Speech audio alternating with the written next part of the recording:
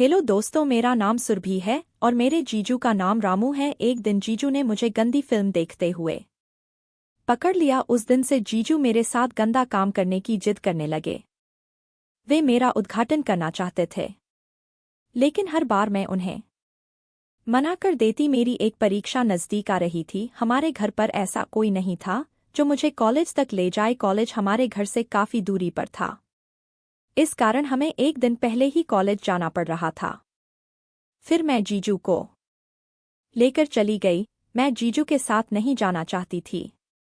मुझे पता था जीजू को चांस मिलते ही वे मेरा उद्घाटन कर देंगे, लेकिन मेरे पास दूसरा रास्ता नहीं था, इस कारण मुझे उनके साथ ही जाना पड़ा। मैं अपना उद्घाटन करने के लिए बार बार मना करती, लेकिन जीजू तो मान ही नहीं रहे थे।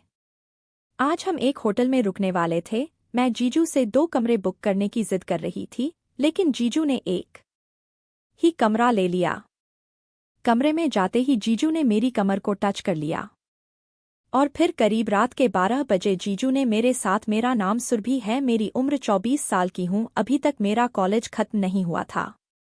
मैं मेडिकल की पढ़ाई कर रही थी। हमारे परिवार में हम 4 लोग थे, लेकिन अब हम 3 ही रहते थे, क्योंकि मेरी बड़ी दीदी की 5 महीने पहले ही शादी हो चुकी थी। हमारे घर में मैं सबसे खूबसूरत थी। मेरी बड़ी दीदी मुझसे थोड़ी काली थी। जब भी मेरी दीदी के लिए कोई रिश्ता आता तो वे लोग मुझे ही पसंद करते थे, लेकिन मेरी उम्र अभी कम थी और मेरी पढ़ाई भी पूरी नहीं हुई थी, इस कारण मैं उन्हें मना कर देती। सभी की उम्र होने के बाद वे गंदी फिल्में देखने लगते हैं। सभी के मन में कुछ ना कुछ करने की ख्वाहिश जगती है। मैं ज्यादा गंदी नहीं थी, लेकिन कभी कभी गंदी फिल्में देख लिया करती थी। एक दिन मेरे जीजू हमारे घर आए। उस रात उन्होंने मुझे गंदी फिल्म देखते हुए पकड़ लिया। तब से वे मेरे साथ गंदी गंदी बातें करने लगे। बात इतनी आगे बढ़ चुकी थी कि जीजू अब मेरी सील तोड़ने की बात कर रहे थे। वे कहते, तुम्हारी दीदी बहुत काली और मोटी है, इस कारण उसके साथ इतना मज़ा नहीं आता है। तुम अभी कुंवारी हो, तुम्हारे साथ बहुत मज़ा आएगा। लेकिन मैं जीजू को मना कर देती। मैं अपने दीदी के पति के साथ ऐसा नहीं करना चाहती थी। एक दिन हमारे घर पर एक फंक्शन था। उस फंक्शन के लिए कपड़े भी खरीदने थे, तो माँ ने मुझे जीजू के साथ कपड़े खरीदने भेज दिया। मैं जीजू के साथ जाना नहीं चाहती थी, लेकिन मैं मजबूर थी। जीजू के साथ चली गई। बहुत सारे कपड़े देखने के बाद मुझे कुछ कपड़े पसंद आए, तो मैं उन्हें ट्राई करने चेंजिंग रूम में चली गई। मैं कपड़े बदल ही रही थी, तभी जीजू चेंजिंग रूम में घुस गए और मुझसे आकर चिपक गए। उस वक्त मेरे बदन पर सिर्फ आधे ही कपड़े थे। मैंने जबरदस्ती उन्हें रूम से बाहर निकाला। उन्हें बाहर निकालने में मेरी हालत खराब हो गई। जल्दी से शॉपिंग करके हम घर चले गए। जीजू मुझसे एक ही बात मनवाना चाहते थे, मैं उनके हाथों से अपना उद्घाटन करवा लूं। वे कहते, सिर्फ एक बार करने में तुम्हें क्या दिक्कत है? लेकिन मैं ऐसा नहीं करना चाहती थी। मेरी एक परीक्षा भी पास आ रही थी। मेरी मेडिकल की परीक्षा थी, लेकिन एक परेशानी थी। वह परीक्षा हमारे कॉलेज में थी। इस वक्त हमारा कॉलेज बंद था, सभी बच्चे अपने अपने घर जा चुके थे।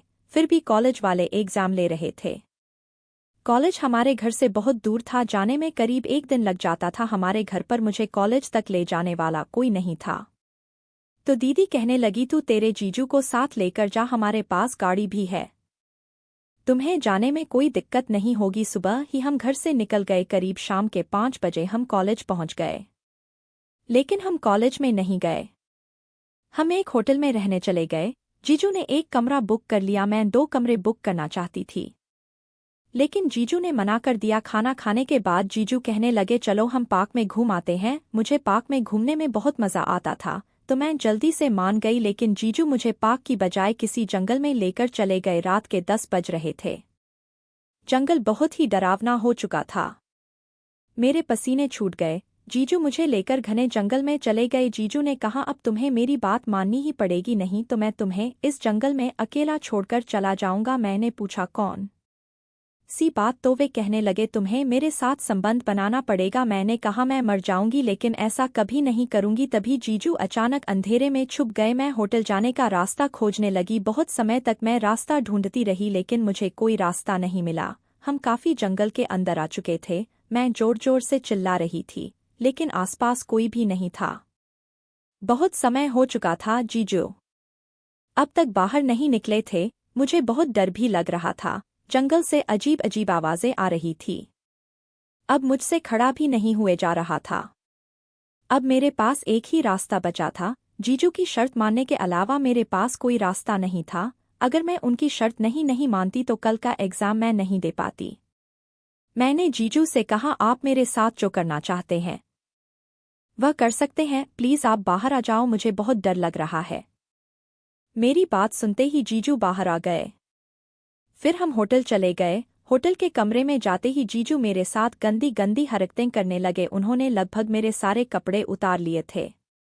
वे जो चाहते थे मेरे साथ कर ही लिया। बहुत दर्द हो रहा था। आज तक मैंने ऐसा कभी भी नहीं किया था।